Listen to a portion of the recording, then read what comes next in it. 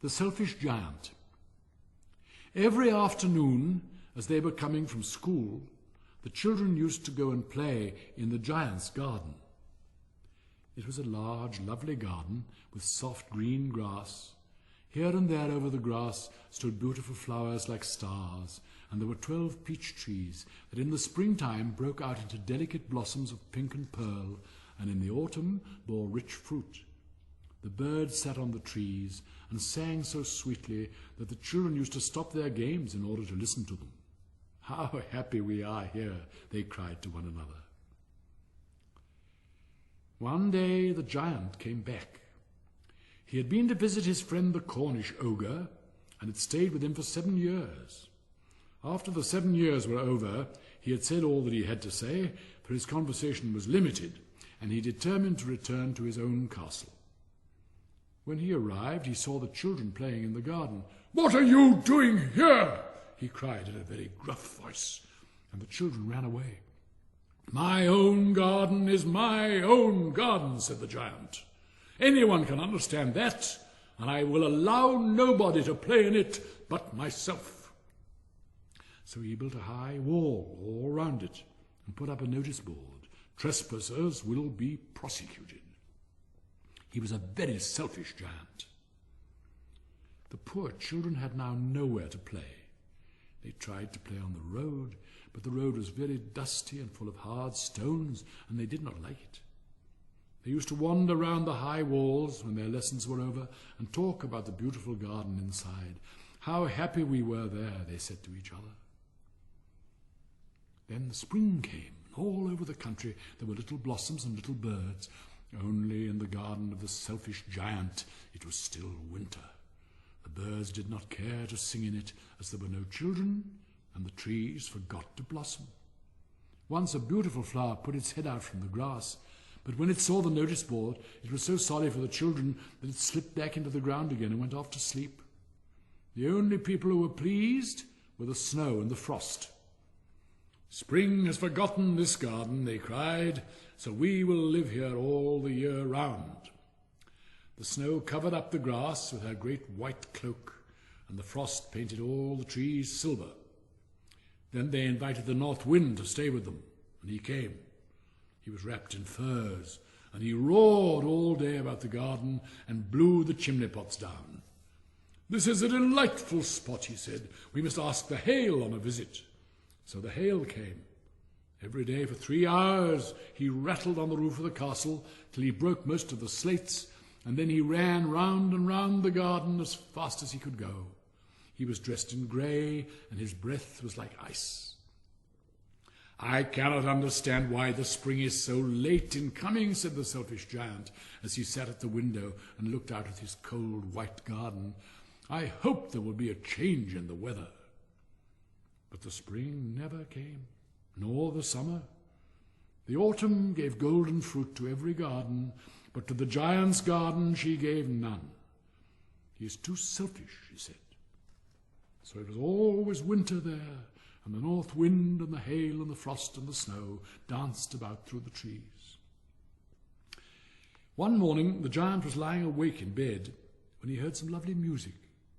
It sounded so sweet to his ears that he thought it must be the king's musicians passing by. It was really only a little linnet singing outside his window, but it was so long since he had heard a bird sing in his garden that it seemed to him to be the most beautiful music in the world. Then the hail stopped dancing over his head, and the north wind ceased roaring, and a delicious perfume came to him through the open casement. "I believe the spring has come at last," said the giant, and he jumped out of bed and looked out. What did he see? He saw a most wonderful sight. Through a little hole in the wall, the children had crept in, and they were sitting in the branches of the trees. In every tree that he could see, there was a little child, and the trees were so glad to have the children back again that they had covered themselves with blossoms and were waving their arms gently above the children's heads. The birds were flying about and twittering with delight, and the flowers were looking up through the green grass and laughing. It was a lovely scene.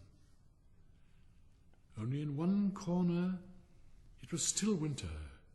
It was the farthest corner of the garden, and in it was standing a little boy. He was so small that he could not reach up to the branches of the tree, and he was wandering all round it, crying bitterly. The poor tree was still quite covered with frost and snow, and the north wind was blowing and roaring above it. "Climb up, little boy," said the tree, and it bent its branches down as low as it could, but the boy was too tiny. And the giant's heart melted as he looked out.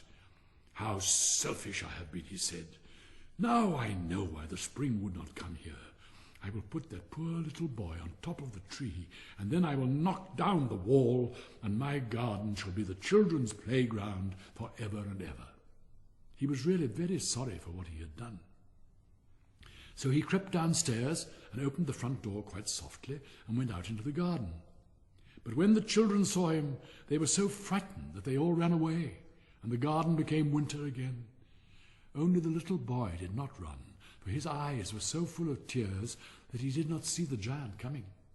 And the giant stole up behind him and took him gently in his hand and put him up into the tree. And the tree broke at once into blossom, and the birds came and sang on it. And the little boy stretched out his 2 arms and flung them round the giant's neck and kissed him. And the other children, when they saw that the giant was not wicked any longer, came running back, and with them came the spring. "It is your garden now, little children," said the giant, and he took a great axe and knocked down the wall. And when the people were going to market at 12 o'clock, they found the giant playing with the children in the most beautiful garden they had ever seen. All day long they played, and in the evening they came to the giant to bid him goodbye. "But where is your little companion?" he said, "the boy I put into the tree." The giant loved him the best because he had kissed him.